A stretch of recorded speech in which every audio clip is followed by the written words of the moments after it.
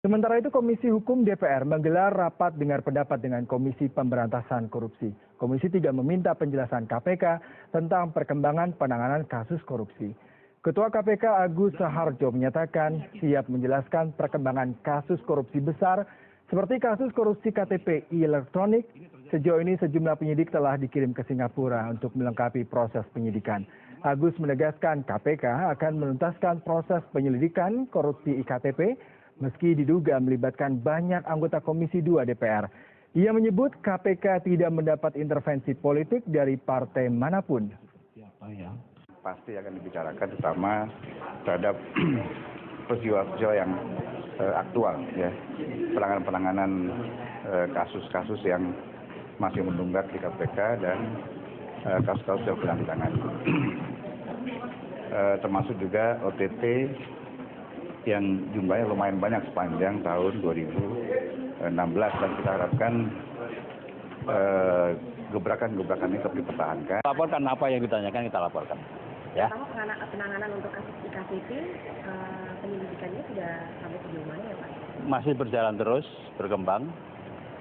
Kan Anda sudah dengar juga, kita ngirim beberapa penyidik ke Singapura ya. Nah mudah-mudahan nanti segera pulang, hari ini belum pulang. Ada rencana untuk pemanggilan Ketua DPR lagi Pak Setia Novanto untuk diperiksa? Belum tahu. Sudah ada koresponden CNN Indonesia Rifana yang memantau rapat dengar pendapat DPR dengan KPK. Rifana, apa saja poin penting dalam rapat dengar pendapat KPK dengan anggota DPR kali ini? Ya Yuda, Komisi Pemberantasan Korupsi memang memenuhi undangan rapat dengar pendapat dengan Komisi Hukum DPR dan tadi rapat dengar pendapat dimulai pada pukul 10 pagi dan baru saja selesai membahas sejumlah isu-isu strategis.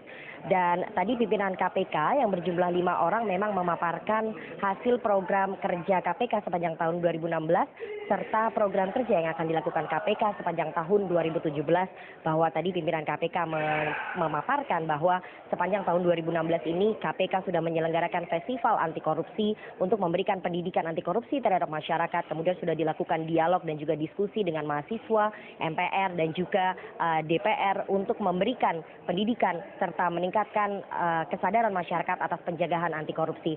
Dan tadi juga pimpinan KPK memberikan pemaparan bahwa sudah ada kontrak kerjasama antara KPK dengan BPK untuk membantu penuntasan kasus-kasus korupsi yang saat ini ditangani oleh KPK. Dan satu yang menarik Yuda, bahwa tadi pimpinan KPK salah satunya Lauda M. Syarif memaparkan bahwa ada rekomendasi dari KPK untuk negara dan juga DPR bahwa sebaiknya negara ini memberikan dana tambahan untuk parpol, dan ini sudah rekomendasi yang kedua kalinya yang disampaikan oleh KPK jilid baru, KPK yang dipimpin oleh Ketua KPK Agus Raharjo, bahwa dana bantuan parpol ini besarannya mungkin sekitar 50% dari kebutuhan parpol.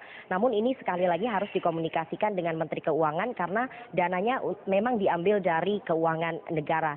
Dan selain memberikan dana bantuan parpol, KPK juga merekomendasikan terhadap negara memberikan bantuan berupa airtime di stasiun televisi kepada partai politik agar partai politik ini dapat mensosialisasikan program kerjanya sehingga memberikan pendidikan politik kepada masyarakat. Dan tadi sejumlah anggota Komisi 3 juga sempat mempertanyakan kepada pimpinan KPK terkait dengan perkembangan kasus-kasus korupsi besar yang sampai saat ini masih mangkrak atau belum selesai seperti kasus korupsi Senturi serta kasus dugaan korupsi Bakamla Yuda.